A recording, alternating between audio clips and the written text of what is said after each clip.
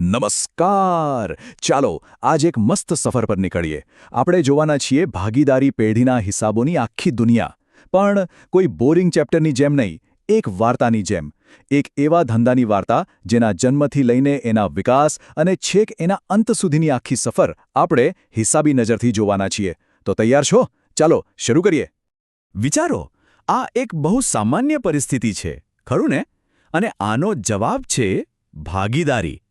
જુઓ, જ્યારે ધંધો કરવા માટે જોઈતી બધી જ વસ્તુઓ જેમ કે મૂડી, આવડત કે પછી મેનેજમેન્ટની શક્તિ કોઈ એક જ વ્યક્તિ પાસે ન હોય, ત્યારે એક કરતાં વધુ લોકો ભેગા થાય છે અને સાથે મળીને ધંધો શરૂ કરે છે. બસ આ ગોઠવણને જ તો આપણે ભાગીદારી કહીએ છીએ.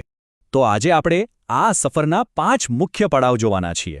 શરૂઆત કરીશું ભાગીદારીના પરિચયથી, પછી સમજીશું કે પાઘડી શું છે, ત્યાર પછી નવા પાર્ટનરના આવવાથી શું થાય છે, કોઈ પાર્ટનર જાય ત્યારે શું હિસાબ થાય છે, અને છેલ્લે પેઢીના વિસર્જન સુધી પહોંચીશું.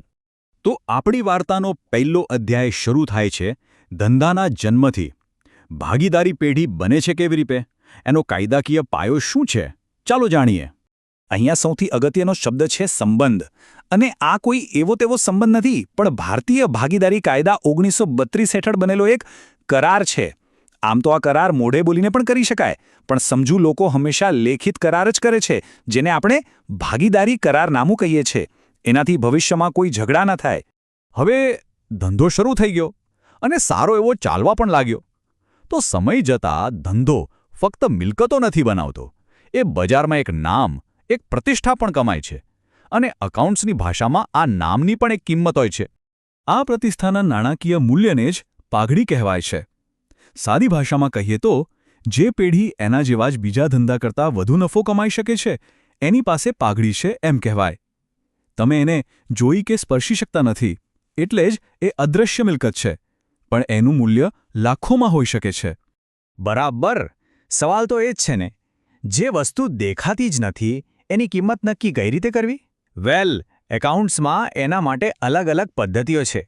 ચલો આપણે એમાંથી એક સૌથી પ્રચલિત અને સહેલી પદ્ધતિ પર નજર કરીએ. જુઓ, આખું ગણિત 3 સિમ્પલ સ્ટેપ્સમાં છે. સૌથી પહેલાં આપણે પેઢીના છેલ્લા થોડા વર્ષોનો નફો જોઈએ, પછી એની સરેરાશ કાઢીએ અને છેલ્લે એ સરેરાશને ખરીદીના વર્ષો સાથે ગુણાકાર કરીએ. આ ખરીદીના વર્ષો એટલે એક અંદાજ કે પેઢી ભવિષ્યમાં પણ આટલો નફો કેટલા વર્ષો સુધી કમાતી રહેશે. સિમ્પલ. સારું. તો હવે આપણો ધંધો સારો ચાલી રહ્યો છે અને હવે એને મોટો કરવો છે, એનો વિકાસ કરવો છે. આ માટે કદાચ વધુ પૈસા જોઈએ અથવા કોઈ નવી આવડતવાળી વ્યક્તિની જરૂર પડે. બસ આ જ એ તબક્કો છે જ્યારે પેઢીમાં કોઈ નવા સભ્યનું આગમન થાય છે. આ એક બહુ મહત્વનો મુદ્દો છે. જ્યારે પણ કોઈ નવો પાર્ટનર આવે ને, ત્યારે સમજી લો કે જૂની ગેમ ઓવર અને નવી ગેમ શરૂ. મતલબ કે જૂનો કરાર પૂરો થઈ જાય છે અને બધા જ પાર્ટનર્સ નવા સહિત એક નવા કરાર હેઠળ જોડાય છે. બસ આ પ્રક્રિયાને જ ભાગીદારીનું પુનર્ગઠન કહેવાય છે. આખી વાત એક લેવડ દેવડ જેવી છે. જૂના ભાગીદારો પોતાના નફાનો થોડો હિસ્સો ત્યાગ કરે છે, એટલે કે જતો કરે છે, અને આ ત્યાગના બદલામાં નવો ભાગીદાર પેઢીમાં ખાલી મૂડી જ નથી લાવતો, પણ પેલી પાઘડીમાં પોતાના ભાગ જેટલી રકમ પણ લાવે છે. આને પાઘડીનું પ્રીમિયમ કહેવાય છે. હવે નવા પાર્ટનરના આવવાથી હિસાબોમાં પણ મોટા ફેરફારો તો કરવા જ પડે ને. અને આ બધા ફેરફારો એકદમ સાચી રીતે થાય, કોઈને અન્યાય ન થાય, એના માટે એક ખાસ ખાતું બનાવવામાં આવે છે, જેનું નામ છે પુનઃમૂલ્યાંકન ખાતું. આનાથી મિલકતો અને દેવાની સાચી કિંમત નક્કી થાય છે અને એનો ફાયદો કે નુકસાન ફક્ત જૂના પાર્ટનર્સને જ મળે છે. જીવનચક્ર આગળ વધે છે. જેમ કોઈ આવે છે તેમ કોઈ જાય પણ છે. આ જ જીવનનો નિયમ છે અને ધંધાનો પણ. જ્યારે કોઈ ભાગીદાર ઉંમરના કારણે નિવૃત્ત થાય કે પછી અચાનક મૃત્યુ પામે, ત્યારે પેઢીમાં ફરીથી મોટા ફેરફારો થાય છે. અને યાદ છે પેલો શબ્દ પુનર્ગઠન? હા, એ અહીંયા પણ લાગુ પડે છે. કારણ કે એક પાર્ટનરના જવાથી બાકીના ભાગીદારો વચ્ચેનો સંબંધ બદલાય છે, એટલે જૂની ભાગીદારી પૂરી થાય છે અને એક નવી ભાગીદારી શરૂ થાય છે. ભલે ધંધો તો ચાલુ જ રહે. અહીંયા મુખ્ય સિદ્ધાંત છે ન્યાયનો. જે ભાગીદાર જઈ રહ્યો છે એને એનો પૂરેપૂરો હક મળવો જોઈએ. પેઢીમાં એની જે પણ મૂડી હોય, જમા થયેલો નફો હોય અને હા, પાઘડીમાં એનો જે હિસ્સો હોય, એ બધું જ એને ચૂકવી દેવામાં આવે છે. અને આ રકમ કોણ ચૂકવે? જે પાર્ટનર્સ ધંધામાં ચાલુ રહે છે એ, કારણ કે ભવિષ્યમાં એમને વધુ નફો મળવાનો છે. અને હવે આપણી વાર્તાના છેલ્લા પડાવ પર. એ તબક્કો જ્યારે ધંધો પોતે જ બંધ થઈ જાય છે. આને કહેવાય છે પેઢીનું વિસર્જન. અહીંયા એક વાત બરાબર સમજી લેજો, કારણ કે આમાં બહુ કન્ફ્યુઝન થાય છે. ભાગીદારીનું વિસર્જન એટલે પુનર્ગઠન, જેમાં ખાલી પાર્ટનર્સ બદલાય છે, ધંધો તો ચાલુ જ રહે છે.